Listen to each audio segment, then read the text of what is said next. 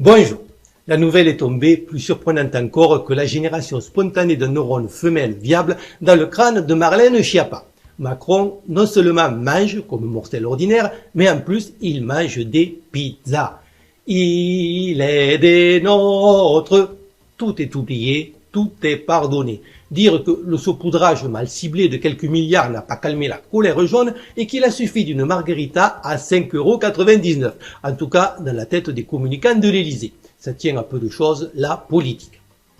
Il ne reste plus qu'à inventer un spray déodorant à la pizza, à pulvériser 2 fois par jour sous les aisselles et tout endroit susceptible d'être reniflé pour prolonger l'effet, ce qui au cas particulier éviterait l'étape du lapin pour les tests de toxicité.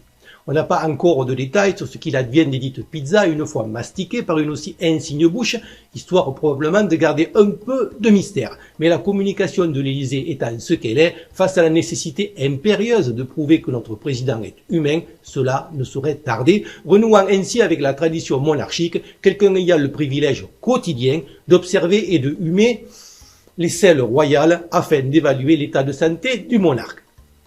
Cassaner, dont la tronche hirsute, à défaut de l'impression de virilité recherchée, évoque plutôt une brosse à chiottes usagée, les cheveux nettoyant le fond de la cuvette et le menton pouvant concomitamment attaquer le tartre dans les coins façon canard WC, et qui, en outre, ne dit que de la merde, au point que Philippe, à la pilosité moins adaptée au fond de cuvette, se sente obligé de parler à sa place, serait tout à fait dans son élément et devrait pouvoir s'acquitter de la tâche, sous réserve qu'un serviteur distrait ne le confonde avec l'objet de son observation et ne l'évacue par inadvertance dans les latrine royale. Certes, il n'a aucune compétence médicale, mais il n'a aucune compétence comme ministre de l'Intérieur non plus, et ça ne semble gêner personne. En plus, il pourra s'estimer heureux, car dans le souci de faire peuple et de manger comme lui, une pizza en transit doit être subtilement plus épicée qu'un homard de Ruguien, mais certainement moins odorante que le kebab qui, selon Sibeth Ndiaye, visiblement grosse consommatrice, constitue l'aliment de base de la France profonde. Mais trêve de considérations stercoraires. Sauf à ce que l'intention ait été de plaire à Salvini, pourquoi une pizza qui est à peu près aussi française que la susnommée Sibeth il y a 3 ans?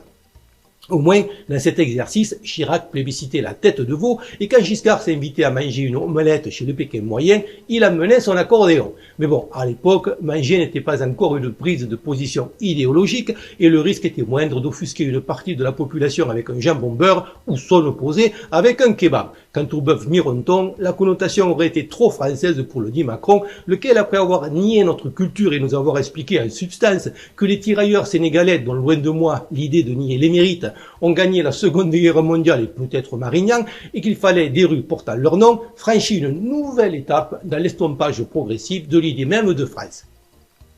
À sa décharge, c'est vrai que le bœuf, ça pouvait aussi heurter les véganes et les trans. Donc finalement, après des débats houleux et ce que j'imagine avoir été une réunion de crise à l'Élysée, le choix stratégique s'est porté sur la pizza. Les mêmes génies de la communication ont aussi organisé des bains de foule avec inscription préalable en ligne et selon le même principe que les bagues que l'on met à la patte des pigeons, attribution d'un bracelet coloré, bizarrement pas jaune, après contrôle et veto pour pouvoir, spontanément, pour la centaine d'heureux élus qu'un plan caméra serré faisait paraître plus nombreux mais aussi sensiblement plus cons, s'approcher du président jusqu'à sentir quelques effluves de pizza rémanente et lui dire combien le peuple l'aime. Surtout que le chômage baisse. Plus précisément, le nombre de personnes inscrites à Pôle emploi dans la seule catégorie A, pas encore radiées, et qui touchent toujours quelques indemnités qui les obligent à subir les tracasseries quotidiennes et croissantes d'une administration dont le seul mérite est d'employer 55 000 personnes qui, sans ça, seraient elles aussi au chômage. Il y a quelques chômeurs dans mon entourage et pour l'instant, ils semblent contenir leur joie devant cette bonne nouvelle, un peu comme quand la météo vous dit qu'il fait beau et qu'on voit la pluie à travers les carreaux. Mais bon, dans un pays où le trafic de drogue est intégré au PIB, peut-être qu'un petit génie de l'INSEE a trouvé un moyen d'incorporer les dealers dans l'équation, ceci expliquant peut-être cela.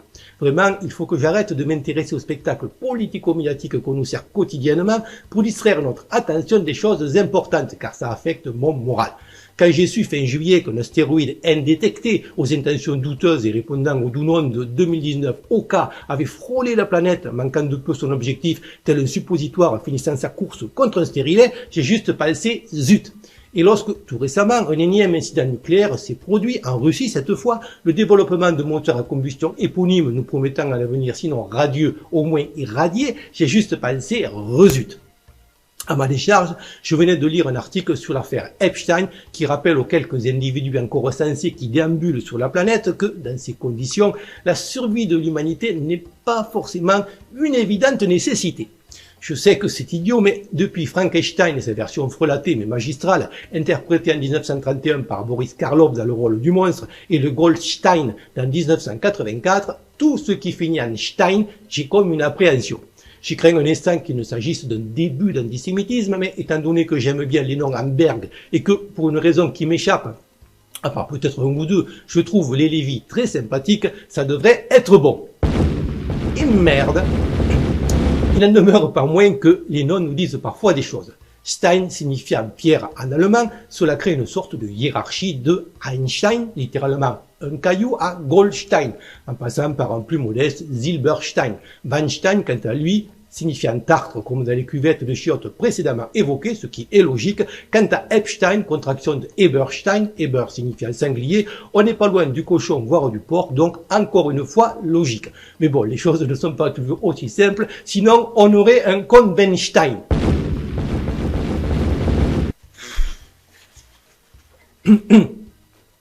Pour autant, de même qu'il ne viendrait à l'idée de personne de suspecter tous les prêtres catholiques de pédophilie, gardons-nous de tout amalgame, d'autant que, comme je l'évoquais, il y a aussi les Berg qui, pour l'instant en tout cas, sauvent l'honneur, et heureusement, car Berg signifiant montagne, on change carrément d'échelle. Silverberg, c'est plus que Goldstein, mais moins que Goldberg. Zuckerberg, montagne de sucre, étant par contre relégué en queue de peloton, tandis que Spielberg, montagne de jeux ou de divertissement, ce qui est parfaitement idoine, est hors catégorie.